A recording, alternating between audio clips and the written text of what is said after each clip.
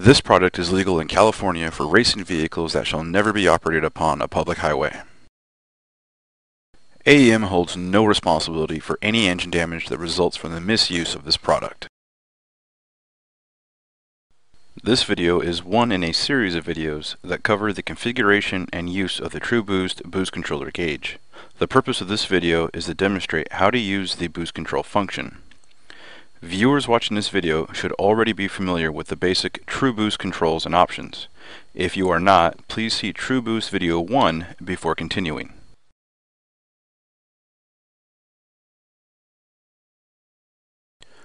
To start, we're going to establish a baseline for what will make for boost when the boost control function is actually turned off. Even though the boost control function has been turned off, the TruBoost will still display the current manifold pressure. To turn the boost control function off, press and hold the left button for 2 seconds and then release to toggle through the function modes. Select the off mode. Now we'll start the vehicle and make our first baseline run.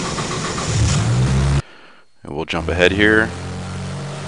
The gauge is currently showing vacuum, which is displayed as inches of mercury with a negative sign.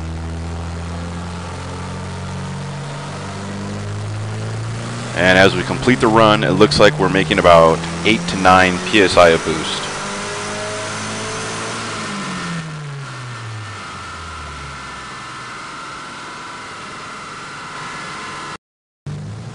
We've now turned the boost control function on and we're using mode A.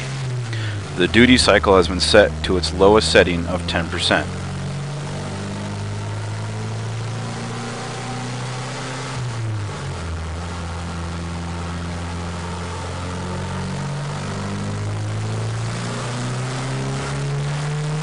In this run, you'll see that we make the same 8 to 9 psi of boost, which is the same amount of boost we made when the boost control function was turned off.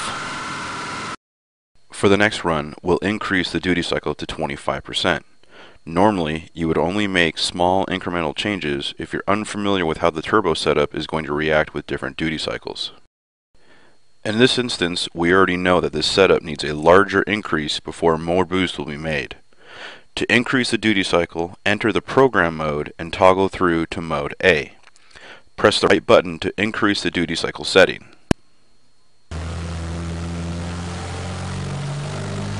With our duty cycle at 25%, we'll make another pull on the dyno.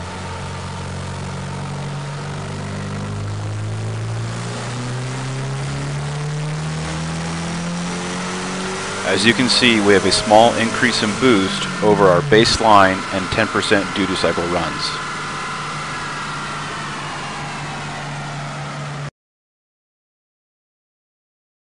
Next, we'll increase the duty cycle to 40%. Like before, press the right button to increase the duty cycle setting. Now we'll go ahead and make another run.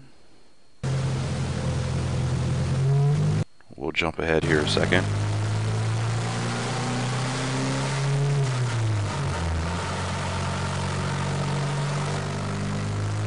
And as we come up on boost, you can see we're making 10 to 11 psi boost. So we do have an increase from our last setting of 25%.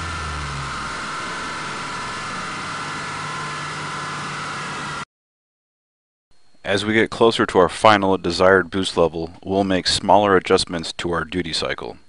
We'll increase it by another 10% for a final duty cycle of 50%.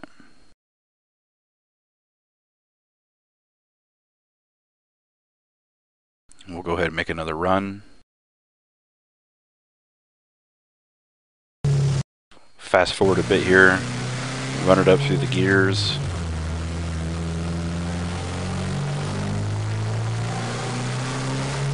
Alright, now we're in the third gear.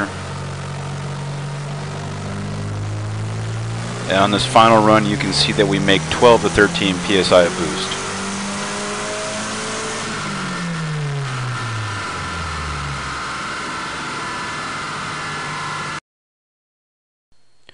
It's recommended that you log your runs while you adjust your TruBoost so you can review the valuable feedback information and make adjustments accordingly. Here we have overlaid the 4 runs on top of each other to show the different boost curves that each duty cycle created.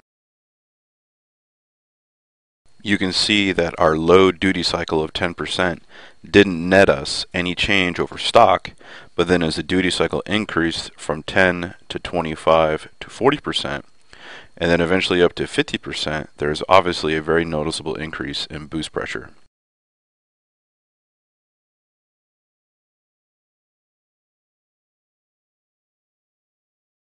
We went from a starting point of about 8 psi to a final boost level of 13 psi.